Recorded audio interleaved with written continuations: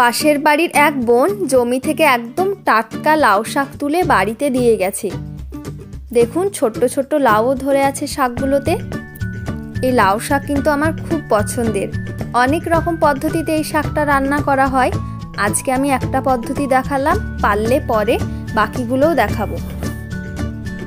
এখন শাকগুলো আমি বেছে নেব। বাছা হয়ে আসলে ধুয়ে তারপর কেটেও নেব।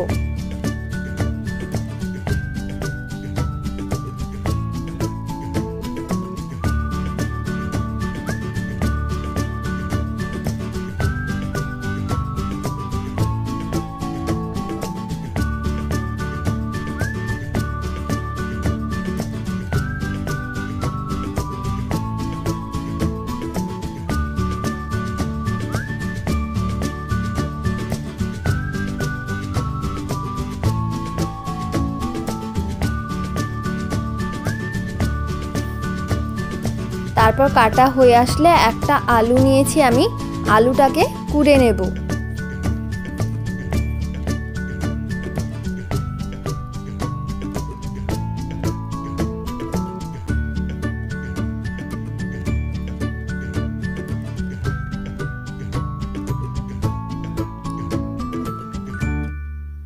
তারপরে কড়াইয়ে সর্ষের তেল দিয়ে শুকনো লঙ্কা ও কালো জিরে ফোড়ন দেব।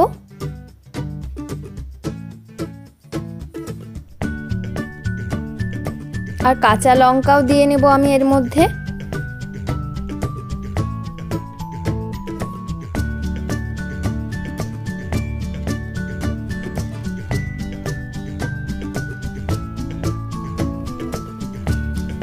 তারপর আলুটা দিয়ে দেব। আলুটা দেওয়ার পর কিছুক্ষণ নাড়াচাড়া করে নিতে হবে।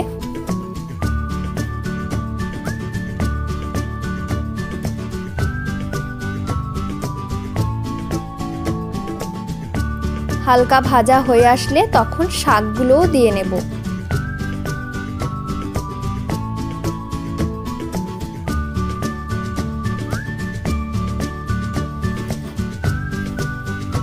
স্বাদ মতো লবণ দিয়ে নেব এখানে।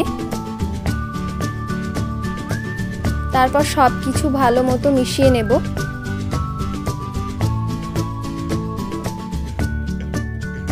মিশিয়ে নিয়ে ঢাকনা দিয়ে ঢেকে দেব।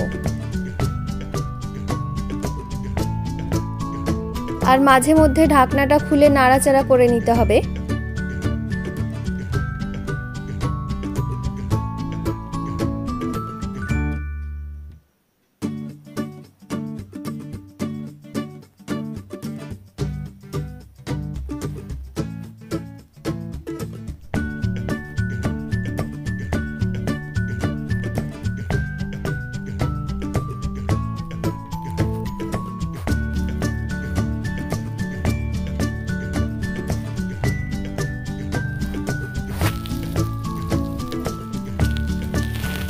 এখন প্রায় শাকটা হয়ে এসেছে। আমি এই পর্যায়ে স্বাদ মতো চিনি দিয়ে সবকিছু ভালোভাবে মিশিয়ে নেব। তারপর সবকিছু মেশানো হয়ে গেলে আমি শাকটা নামিয়ে নেব। এই লাউ শাক খেতে আপনাদের কার কার ভালো লাগে আমাকে অবশ্যই কমেন্টে জানাবেন। আর আমার চ্যানেলটি সাবস্ক্রাইব করে পাশে থাকবেন।